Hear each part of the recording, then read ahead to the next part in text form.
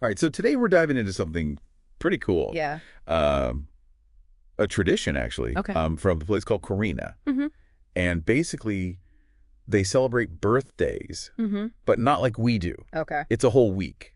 Wow. So we've got this document, Right. Birth Week 25010515750.pdf. Mm-hmm. And then this image, too, that kind of lays it all out visually. Gotcha. So it's not just about cake and presents, though. I mean, cake is good. For sure. For sure. This is more about like their whole belief system and how Yeah. they see like family, Right. community, Yeah. personal growth. All that good stuff. Yeah. So like, how is this all tied together? That's what we're gonna find out. I'm excited. Let's do it. One of the really interesting things is how much this whole thing is tied to their belief system. Right. Bitheism. By this. Yeah. So is that like more than one God? More than one God, yeah. Okay. So instead of like a monotheistic system where they're just thanking one God, they're giving thanks to multiple gods. Interesting. And that plays a really big part in this whole celebration. And do we know like what those different gods represent? Unfortunately, we don't have specifics from the sources we have, Okay. but we can assume. We can kind of guess. Yeah. I mean, different forces, elements in their world, Makes sense. that kind of thing. Yeah. But what is really cool is how the week starts off. Oh, yeah. With a whole day dedicated to thanking those gods. So like gratitude is built right in.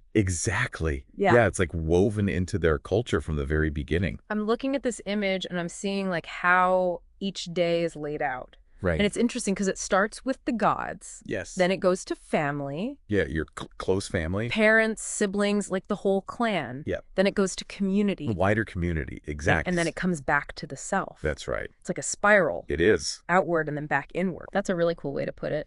So do you think it's like, I don't know, Yeah. a journey of understanding like Yeah. your place in the world?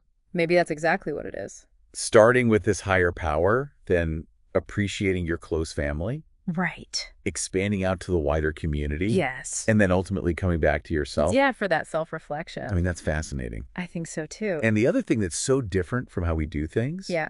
is that they don't celebrate birthdays every year. This is wild. They wait for these like Big milestone birthdays. Right. So 10, 15. Yeah, so no blowing out candles every year. Nope. Just these big moments. Do you think it makes the birthdays like It must Okay. think so because it becomes a real like event, Yeah. community event. Yeah, and it's not just like, oh, happy birthday, here's some cake. It's like, It's like we're marking a developmental stage, exactly, like this person's reached a new level this new level. in their life, right? And everyone's there to celebrate that with them. right. Like imagine a kid's 5th birthday.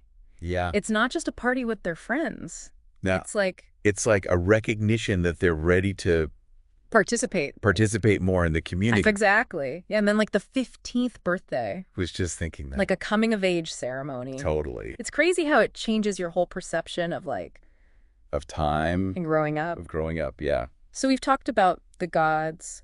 We've talked about family and community. We've gone through the whole week, almost. Almost. We got to talk about day 8, Day 8. the grand finale. This is a big one. And it's all about self-reflection. After a whole week of outward engagement. Right. So interesting. But there's also cake and tea involved. Okay, I'm listening. And 5 gifts. 5? 5, Wow. 3 needs, Right. and 2 wants. Okay, so there's some symbolism there. Right. For sure. Like, what do you think the gifts represent? Well, you've got the needs versus the wants. Right. So maybe it's about finding a balance The- between practicality and desire, Right. which is super important for personal growth. Yeah, and it's interesting because they get the gifts after the self-reflection. That is a really cool detail. Right. So it's like you're not just getting a bunch of stuff you want. Yeah. You're first thinking about. You're figuring out what you really need. Yeah. And maybe then you appreciate the gifts even more Maybe so. because you understand yourself better. It's like a mindful approach to gift giving. Totally different from our Like like, birthday parties. yeah, like everyone just brings a gift. You're like, oh, Yeah, thanks. well, you don't really know. You don't know what you're going to get.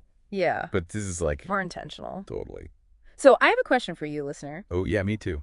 What do you think about this whole tradition? Yeah, like how does it compare to your own birthday traditions? Would you want to celebrate for a whole week? I know I would. Me too. And what would your ideal day 8 look like? Yeah, think about that. What gifts would you give yourself? What would you need? What would you want? What would you reflect on? And you know what? Wow. Let's take it a step further. Okay. I like where this is going. If you could design a tradition, For your own community. yeah, what would it be? What values would you build into it? It's a big question, It is. but it's fun to think about. It's really So interesting. while you're pondering that, Yeah. I think I'm going to go find some cake and tea. Good idea. Maybe do a little self-reflection myself. Sounds like a plan. Who knows? Maybe next year I'll try a whole birth week. You should. I'll keep you posted. Please do. I want to hear all about it.